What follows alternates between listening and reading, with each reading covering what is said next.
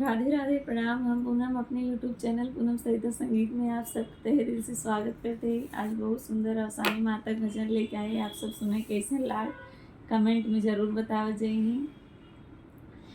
अचरा से रहिया बाहर दिहे हो अवसानी मयरिया, अचरा से रहिया बाहर दिहे हो अवसानी मयरिया, अचरा से रहिया बाहर दिहे हो अवसानी मयरिया। ना मैया नारियल हो ना मैया चुनरी, ना मैया नारियल हो ना मैया चुनरी, दिल से अर्जिया लगाई दिए हो अवसानी मयरिया, दिल से अर्जिया लगाई दिए हो अवसानी मयरिया। अचरा से रहिया बाहर दिए हो अवसानी मयरिया, अचरा से रहिया बाहर दिए हो अवसानी मयरिया।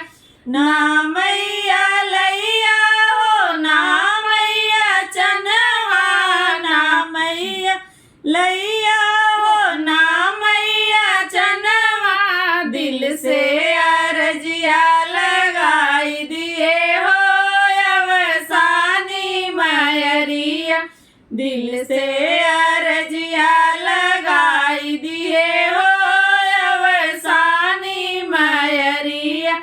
अचरा से रहिया बाहर दिए हो अवसानी मयरिया, अचरा से रहिया बाहर दिए हो अवसानी मयरिया।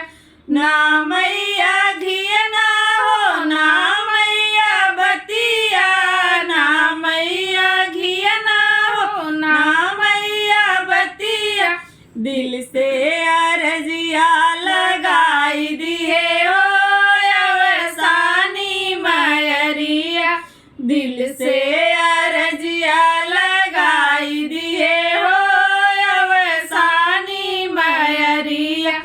अचरा से रहिया बाहर दिए हो अवसानी मयरिया, अचरा से रहिया बाहर दिए हो अवसानी मयरिया।